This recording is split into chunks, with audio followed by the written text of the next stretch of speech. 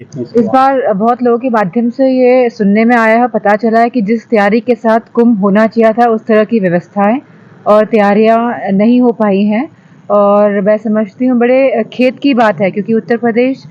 एक बहुत बड़ा प्रदेश होने के साथ साथ हमें पूरी उम्मीद थी, क्योंकि भारतीय जनता पार्टी की सरकार है, तो ये जो समाजवादी पार्टी की व्यवस्था जब महाकुंभ हुआ था, जो समाजवादी की सरकार थी, तो उससे बेहतर व्यवस्थाएं कर पाएगी ये सरकार। लेकिन बड़ी निराशाजनक बात है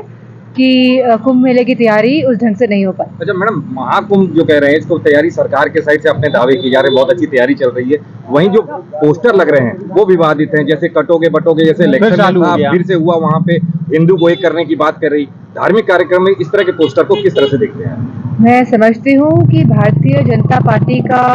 खाली एक एजेंडा है कि वो किस तरह धर्म के नाम पर वोट बटोरे। उन्हें कोई परवाह नहीं है कि आज उत्तर प्रदेश में क्या हालात हैं, क्या हमारे युवाओं के पास रोजगार है, क्या हमारी बेटियों की सुरक्षा सुनिश्चित कर पा रहे हैं ये सरकार, या किस तरह हमारा किसान आज दर दर भटक रहा है, नौजवान भटक रहे हैं। तो मैं समझती हूँ कि अब हमको समझ लेना चाहिए कि ये सरकार जनता के लिए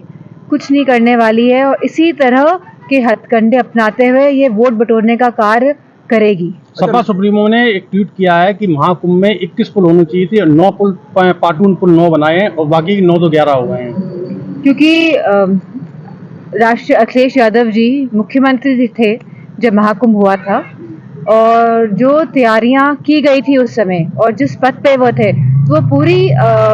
उनको इस बात का एक्सपीरियंस है कि किस तरह से तैयारियां होती हैं। जिस पुलों की बात हो रही है, कितने पुल की रिक्वायरमेंट होती है, क्योंकि पूरे देश से लोग आते हैं महाकुंभ में, इलाहाबाद में आते हैं, इस कुंभ में आते हैं गंगा के दर्शन लेने के लिए, गंगा में डुबकी लगाने के लिए।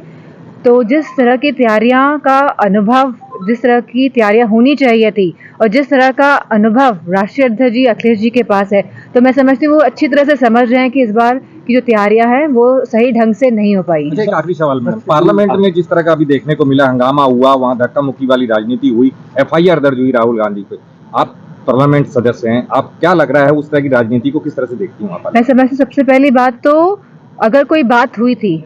तो ये स्पीकर के पास जाना चाहिए था, भारतीय जनता पार्टी के सांसदों को। तो उन्होंने सारे नॉर्म्स को तोड़ते हुए वो FIR लॉन्च कराने पुलिस स्टेशन गए, जो गलत बात है और जो संसदीय जो नियमावली है उसके भी विरुद्ध ये बात है। और जिस तरह का फेस ऑफ देखने को मिला पार्लियामेंट में, क्योंकि हम खुद वहां मौजूद थे, तो यह सभी जानते हैं कि जो भी ये फेस ऑफ हुआ है वो केवल और केवल भारतीय जनता पार्टी के सांसद जिम्मेदार है, और यह डायरेक्शन भी उनको कहीं ऊपर से मिला है। मैडम, जैसा कि संबल हिंसा लगातार जारी है, जगह जगह खोदी जा रही है JCB से मशीनें, मंदिर की बात कही जा रही है कि इस मस्जिद में मंदिर है, क्या लगता है कि इलेक्शन को ये सरकार, क्योंकि जो चुनाव हुए हैं अभी लोकसभा के, कहीं ना कहीं भारतीय जनता पार्टी को इसके रिजल्ट से क्षति पहुंची है,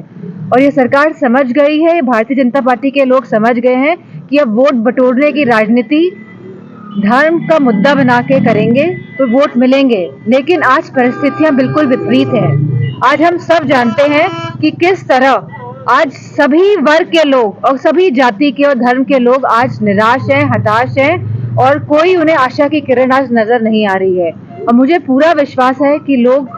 ये बात को समझ रहे हैं कि ये जो खुदाई करने का जो नया मिशन इन लोगों ने निकाला है, ये हमारे देश प्रदेश की बेटियों का भविष्य, बच्चों का भविष्य और जितने भी युवा हैं हमारे किसान के भविष्य के साथ खिलवाड़ कर रहे हैं और उनके भविष्य के साथ ये खुदाई कर रहे हैं। आखिरी सवाल, एक बड़ा उलटफेर बिहार में, बड़ा उलटफेर देखने की संभावना बताई जा रही है, वहाँ पे फिर से नीतीश कुमार पलटने की संभावना, सेंटर पे असर देखने को क्या लगता है, कोई जानकारी? ये तो वक्त और समय बताए। आखिरी, उत्तर प्रदेश ने 76वां जिला बनाया प्रयागराज को महाकुंभ को लेके, क्या जरूरत पड़ी कि एन टाइम पे महाकुंभ के दौरान 76वां जिला बनाया?